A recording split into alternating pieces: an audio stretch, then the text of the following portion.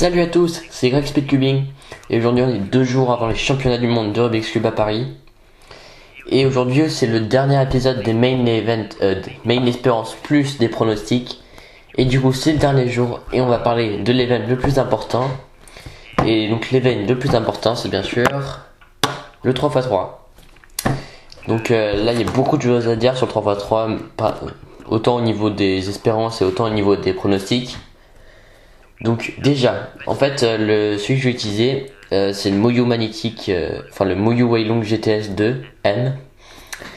Donc le meilleur que j'ai largement.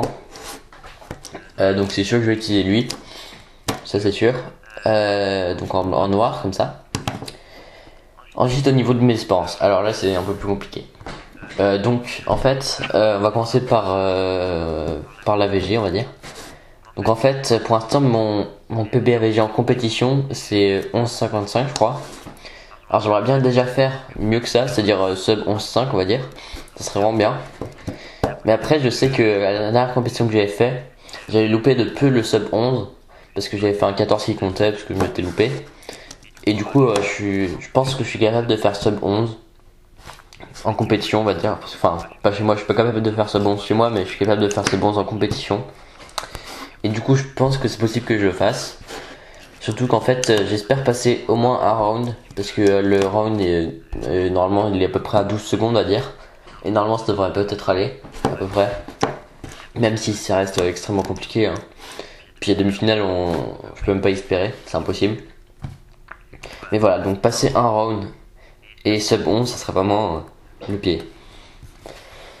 Et au niveau du single, donc là un peu mon rêve, enfin c'est pas un rêve mais voilà, ça serait de faire sub 10. Alors c'est vraiment, ça serait vraiment ultra bien de faire un premier sub 10 en compétition, c'est assez bien quoi, je serais super content. Même si c'est pas grave si j'ai un sub 10-2, ce serait déjà bien parce qu'en fait mon record PB en compétition single c'est 10-27 je crois. Donc je suis vraiment pas loin du sub 10 hein, mais voilà. J'aimerais quand même bien faire un sub 10, ça serait vraiment bien. Bon, sub 9 on n'espère pas parce que ça serait incroyable hein, mais ça me paraît vraiment compliqué. Mais un sub 10 ce serait vraiment bien, le premier sub 10 en compétition que j'aurais jamais fait. J'aimerais vraiment. Ça serait vraiment ce que je veux. Donc voilà pour mon main et mes espérances. Et maintenant on va passer donc au petit pronostic, qui peut gagner, qui peut arriver au podium, quels sont les meilleurs français, tout ça. Et donc là ça va durer un peu plus longtemps parce que c'est 3x3. Parce qu'il y a quand même beaucoup de choses à dire je pense hein. Donc en fait qui peut gagner, donc à mon avis il y a quand même c'est logique on va dire que tout le monde va dire ça, c'est Félix Zemdegs on va dire, qui normalement devrait gagner à mon avis hein, s'il est quand même bien au-dessus hein. C'est le seul vraiment à faire toujours des JVG sub 7 en compétition, quasiment tout le temps, alors que les autres font souvent sub 7, attention avec le P à la fin. Donc ouais je pense qu'il est quand même vraiment meilleur à mon avis, puis il est habitué au final de championnat du monde quoi, il en a déjà fait 2. Il a gagné les 2 d'ailleurs, donc voilà, c'est vraiment.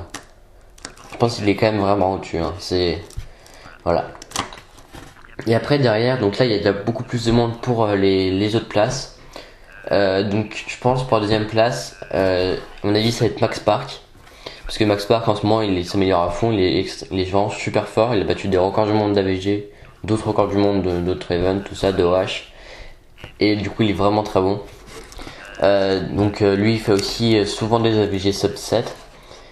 Voilà, donc il a battu le record du monde à 6,39 qui a été rebattu ensuite par Félix Zemdegs à 5,97, donc là ça n'a rien à voir. Mais voilà, il est très bon. Et normalement il pourrait largement prendre la deuxième place, même si je crois qu'il a jamais fait de championnat du monde, donc voilà.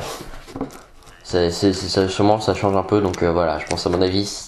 Mais il devrait quand même prendre la deuxième place. Enfin, j'en doute pas une seconde, quoi. Donc moi je dis Félix premier, deuxième Max Park, et troisième. Alors là, troisième, il y a vraiment beaucoup de monde pour le troisième place. Vraiment beaucoup de monde, donc j'en citais. Donc il y a Sébastien Weyer, qui est très bon. Philippe Weyer aussi, voilà. Donc 2 Allemands. Ensuite, qui est très bon en ce moment, et que ça m'étonnerait vraiment pas du tout, c'est Sun Yuknam. Donc c'est un Coréen qui je crois qu'il a une record AVG à 6,47, comme ça, et qui en ce moment est très bon aussi. qui s'améliore un peu comme Nox Park. Donc lui il est vraiment très bon, donc je pense qu'il peut voilà, qu'il peut arriver troisième, hein, voire même deuxième. Hein. Je pense qu'il peut arriver deuxième aussi. Et pour la troisième place, donc il y a encore beaucoup de monde. Il y a qui peut y avoir encore, il peut y avoir Mats Val bien sûr. Mats Val c'est celui que tout le monde aurait dit au premier, mais en ce moment il est vraiment beaucoup moins fort parce qu'il fait plus beaucoup d'AVG substat. Hein. Mais donc aux 2 derniers championnats du monde il est arrivé deuxième, mais maintenant le niveau il a vraiment augmenté et lui pas trop on va dire. Enfin si quand même, mais moins on va dire. Et je pense que il peut arriver troisième quand même, mais deuxième place ça va être vraiment compliqué. À part si on prend en fait qu'il est quand même habitué aux compétitions, aux championnats du monde, je veux dire, habitué au final au championnat du monde, donc peut-être qu'il peut voilà, mais ça risque d'être compliqué quand même. Donc voilà, ensuite pour la troisième place il y a encore beaucoup de monde, hein. Il y a Drew Bratz, Patrick Ponce, tout ça, Bill Wang, tout ça ils sont très bons, hein, mais voilà. Je pense qu'ils sont quand même un tout petit peu loin, mais on sait jamais. Et au niveau des Français, donc aux Français il y a quand même un peu de monde. Donc le premier bien sûr c'est Alexandre Carlet, qui est le meilleur Français, hein. Qui va arriver en finale je pense. Hein. Je pense qu'il y a pas, enfin si, faut quand même faire attention, mais je pense qu'il peut largement arriver en finale. Hein. En tout cas il peut on va dire. Et sinon le deuxième qui est vraiment pas très loin derrière au niveau du niveau c'est Jules Desjardins qui est aussi très bon, qui a aussi une AVG sub 8. Donc c'est un très bon niveau, hein. Donc très bon. Et puis après derrière, bon là il y a plus trop de chances d'arriver en finale, mais enfin c'est même sûr qu'ils n'arriveront pas. Mais bon il y a Juliette, il y a Victor Collin, il y a quand même pas mal de monde, mais qui sont là un peu trop loin. Enfin qui peuvent arriver en demi-finale largement, hein, mais en finale ça risque vraiment d'être compliqué quand même. Donc tout ce que j'ai dit là à la fin c'était des sub 9 quand même d'AVG, donc c'est quand même vraiment pas mal. Donc voilà pour le 3x3. Donc cette vidéo a été un peu plus longue parce que vous voyez qu'il y a eu beaucoup de choses à dire, surtout pour les pronostics. Et du coup, c'était le dernier épisode des Main Espérance pour les championnats du monde. C'est-à-dire que voilà, donc maintenant les prochaines vidéos ça va être les résumés, les temps. Parce que c'est seulement jeudi, donc dans 2 jours. Et du coup voilà, et du coup on se dit à demain pour la prochaine vidéo. Hein. Et du coup n'oubliez pas de vous abonner, toujours, de mettre un commentaire et de mettre un like, ce serait bien. Allez, salut!